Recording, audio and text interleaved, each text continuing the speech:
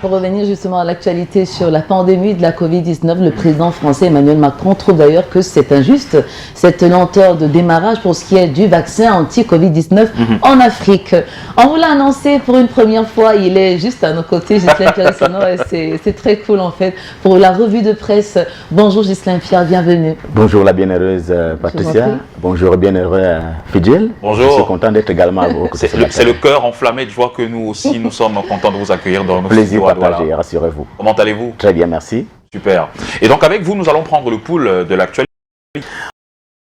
Le pouls de l'actualité avec bien entendu la revue de presse sur Canal Matin et donc sur Canal 2 International. J'aime à le dire ainsi. On va commencer ce matin par une question à caractère sanitaire puisque de plus en plus il est noté comme de la négligence de la part des Camerounais. En tout cas la presse en parle ce matin à propos de ces morts qui sont de nouveau revenus sur la scène nationale. Il faut qu'on se le dise, cela doit être rappelé en tant qu'étant un danger permanent. La maladie à coronavirus se porte toujours bien. Ce n'est pas le sentiment qui revient donc sur la surface nationale avec ces comportements des Camerounais qui laissent d'ailleurs à désirer, qui ne veulent pas observer les mesures barrières dictées par l'OMS, l'Organisation mondiale de la santé d'une part, et d'autre part par le gouvernement de la République. Le quotidien Mutation ce matin révèle pour le déplorer un certain nombre de comportements et d'ailleurs les morts sont de retour. Le journal parle d'une centaine de morts en un mois seulement, 61 au total et plus précisément, et c'est le danger qui est donc de retour, signale le quotidien Mutation en une deuxième ce matin. Mais la une principale du quotidien de Gab, Georges Alain Boyemou, édition de ce vendredi, s'intéresse à ce à quoi on ne s'attendait pas en ce moment précis, puisqu'on parlait du parachèvement de ces travaux de construction du stade de Olembe à Yaoundé. Le chef de l'État qui a donc autorisé le ministre de l'économie, de la planification et de l'aménagement du territoire, j'ai nommé Lamine Ousmane May, qui a donc autorisé un prêt pour un montant total de 55 milliards de francs CFA. L'argent sera décaissé et servira donc à parachever les travaux de construction du stade Olembe à Yaoundé, ce qui va porter à 218 milliards de francs CFA. Tenez-vous tranquille, le montant total que le Cameroun aura investi pour la construction de ce joyau architectural, certes, mais un projet qui court et qui court depuis de longues dates. C'est beaucoup trop aux yeux de Europe Plus. Le journal de Michel Michaud-Moussala, également en kiosque ce vendredi, qui a procédé quelque peu aux comparaisons entre le Cameroun et d'autres nations qui ont construit les stades de même niveau. Le même stade coûte 63 milliards de francs CFA et pas plus du côté de la Côte d'Ivoire. On en est aujourd'hui à 3 fois plus pour ce qui est du Cameroun. Au total, on l'indiquait tantôt, 218 milliards de francs CFA. Le quotidien Émergence, le journal de Magnus Biaga est pour cela quelque peu en larmes. 55 milliards de francs CFA. Pourquoi faire? S'interroge le journal dans sa livraison de ce jour. Le journal est presque effondré en larmes en croyant achever les travaux. Le journal cherche d'ailleurs à comprendre vraiment quelles sont les raisons de cet emprunt, un nouvel emprunt pour une infrastructure dont on savait que les travaux sont achevés. La destination de ces fonds reste à désirer, qui seront donc remboursés d'ailleurs par l'effort collectif des Camerounais, c'est-à-dire ceux qui travaillent aujourd'hui et ceux qui travailleront demain. Il faut juste ranger cette surprise au rang donc des projets qui coûte un peu trop cher aux contribuables camerounais. Le soir ce matin va jusqu'à une évocation des projets foireux sous le ciel du renouveau, tantôt par le temps relativement mis pour leur parachèvement, tantôt parce qu'ils constituent souvent un gouffre à sous. J'en emprunte au journal ce matin.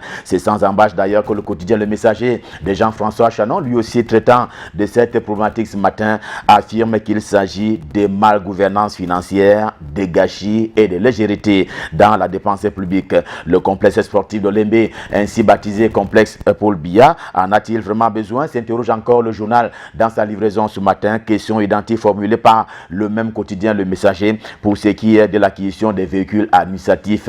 On les voit être utilisés à tort et à travers par les autorités compétentes en la matière. Le journal parle d'à peu près 5 milliards de francs CFA pour l'achat des véhicules au titre de l'exercice 2021 pour ce qui est du budget de l'État du Cameroun. L'analyse qui s'ensuit, c'est qu'il s'agit d'un déficit de leadership politique qui aurait donc pu interrompre de folles défenses, car il faut bien faire la part des choses entre ce qui est beau et ce qui est agréable. Ce qui s'apparente d'ailleurs à la gabégie est tout aussi mentionné par le quotidien bleu, le journal d'Aman Mana, dont la une principale, vous le voyez ce matin, est à la forme plutôt explicative et même démonstrative. Si l'on parle de fraude, corruption et même de trafic d'influence pour ce qui est de l'exploitation minière au Cameroun, c'est aussi à cause d'un peu trop d'accointance entre les exploitants supposés ou réels et certaines autorités gouvernementales et aussi certaines autorités administratives. Une parenthèse pour parler de sport et de football ce matin est toujours en compagnie du quotidien bleu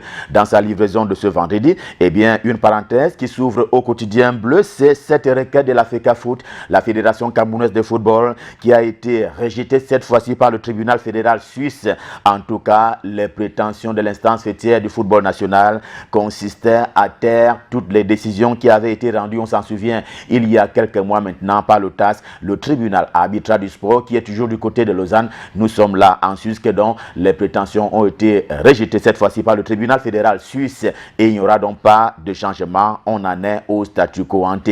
Info Matin ce matin est à milieu de cette situation. Son rêve est plutôt nourri de voir s'intensifier la coopération nippo-camerounaise. Elle vient d'ailleurs de grandir par un accord qui a donc été consenti et accordé par la partie japonaise au bénéfice du Cameroun. Eh bien, il s'agit d'un financement d'1,5 milliard de francs CFA qui a donc été accordé par le Japon à la partie camerounaise. Cela en vue de la reconstruction, un grand chantier sur lequel le gouvernement de la République travaille d'ailleurs, la reconstruction du Nozo, le nord-ouest et le sud-ouest camerounais. Sans détour est en kiosque, le journal s'intéresse plutôt à la vue du PAD, le port autonome de Douala, avec insistance sur les résultats qui ont été obtenus par la RTC, la régie du terminal à conteneurs du port autonome de Douala. Et bien, au cours de l'année écoulée, on parle ainsi des 12 précédents mois. C'est encourageant et d'ailleurs, affirme Info Matin ce matin, le meilleur est simplement à venir si l'on s'en tient aux écrits de Sans Détour, lui aussi publiant sur cette question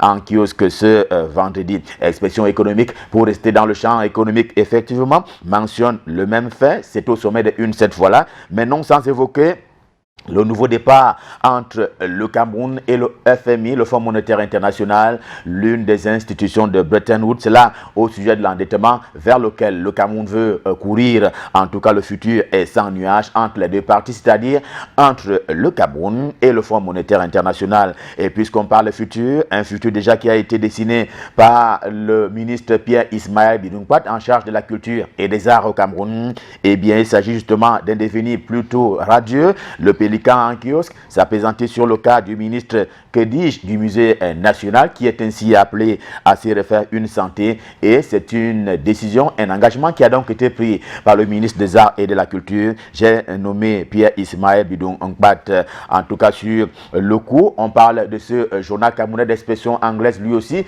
l'anglais étant l'une des langues officielles du Cameroun, The Post, pour ne pas le nommer, qui se consomme en anglais. En tout cas, il en appelle à plus de vigilance de la part de Fayengo Francis, qui chapeaute ainsi depuis quelques mois maintenant. Il a été porté à cette haute charge par le président de la République, Fayengo Francis, qui est donc le président de la commission de désarmement, démobilisation et réintégration pour ce qui est justement des ex-Ambaboches, pour parler de ces Camerounais qui avaient été enrôlés dans les rangs des terroristes dans le nord-ouest, le sud-ouest, mais également dans l'extrême nord du Cameroun, à propos de cette bataille que le Cameroun mène contre les terroristes rangés dans la secte terroriste Boko Haram. Le journal veut plus de clarté et de célérité dans la gestion des reconvertis. En tout cas, c'est un appel qui est lancé par The Post édition de ce jour. Venons-en à Essingan, lui aussi en kiosque ce vendredi. Eh bien, il est en kiosque ce vendredi et il a trait au fils aîné du président camerounais Paul Biya, j'ai nommé Franck Biya. Sur le coup, il enregistre de nouveaux coups de la part de ses détracteurs. Eh bien, donc certains voient en lui un potentiel successeur à la tête de l'État du Cameroun. Un successeur donc à Paul Biya pourrait être Franck Biya. La dernière invention, si l'on s'en tient à Essingan ce matin, c'est un appel à fonds qu'on lui attribue qui aurait été lancé en vue de financer sa candidature pour la prochaine élection présidentielle, mais tout cela, dit le journal, vise une déstabilisation à distraire dont l'objet justement est la succession à la tête de l'État du Cameroun. Un peu de souris ce matin, c'est à retrouver au quotidien Réalité de Paul Ngouaré Kindi, lui aussi en kiosque ce vendredi. Sourire pour ces quelques 500 personnels du ministère de l'enseignement supérieur et précisément des universités camerounaises à caractère public.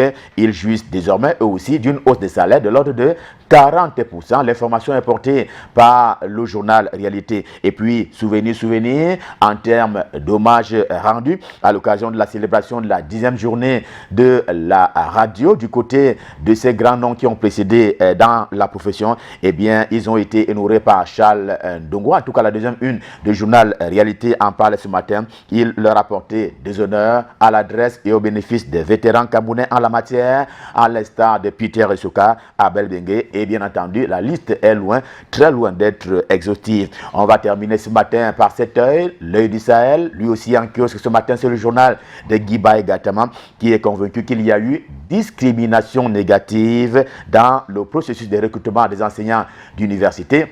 C'est un processus qui avait été lancé par le ministre d'État, ministre de l'Enseignement supérieur, chancelier des ordres académiques, j'ai nommé le professeur Jacques Famonungo, que donc ce matin, l'œil du Sahel décrit cette discrimination négative au regard des candidats très peu nombreux qui ont été retenus originaires du Grand Nord Cameroun, c'est-à-dire les 3 régions septentrionales, la Damawa, le Nord, mais également l'extrême Nord, 32 recrues seulement sur les quelques 1000 qui sont appelés à rejoindre les rangs de l'enseignement supérieur en tant qu'enseignants. On va dire, revue de presse Made in Cameroun en ce vendredi, Made in Douala, stop fin. Merci beaucoup Ghislaine Pierre-Sono, et plutôt un raccourci en invitant nos téléspectateurs à aller y voir de plus près justement sur les sites en ligne afriqueinfo.com et bien sûr le site en ligne de Radio France Internationale. Vous parlez justement, ça se passe en Algérie, le président dissout donc le Parlement et convoque des élections anticipées. Puis pour aller du côté de la France, les festivals de cet été donc dans le pays devront se tenir en configuration assise avec une limite de 5000 spectateurs. Et on va rappeler que l'isolement des personnes contaminées par le virus évidemment de la Covid-19 est fixé à 10 jours. Donc on est parti de 7 à 10 jours. Et parler également de cette enquête ouverte contre l'ex-présentateur du journal télévisé Patrick Poivre d'abord. Il lui est donc reproché d'avoir abusé d'une femme lors d'un rapport non consenti. C'était donc en 2004, tout cela développé en ligne.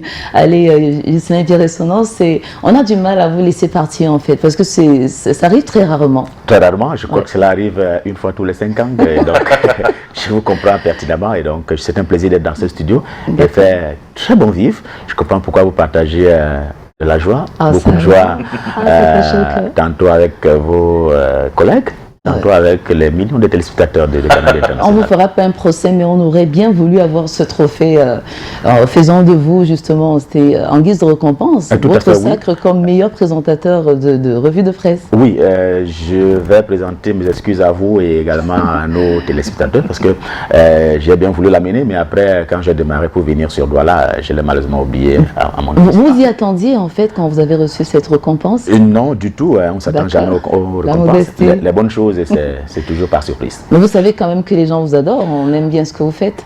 Oui, sauf qu'on ne peut pas être à la fenêtre et se voir passer à la rue. Il vaut mieux que les autres le fassent. Vous serez toujours avec nous lundi ou c'est juste exclusif pour aujourd'hui? Non, c'est exclusif pour aujourd'hui. Avec la permission de Patricia, je vais retourner sur Yaoundé.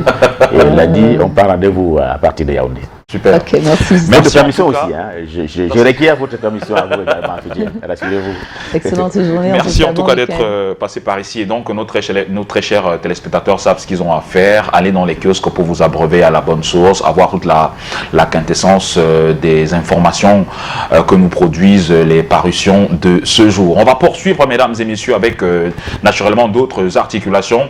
Déjà, on plongera dans le passé pour ressortir les différentes dates qui ont marqué l'histoire du monde 19 février. Mais avant, faisons un clin d'œil à nos partenaires.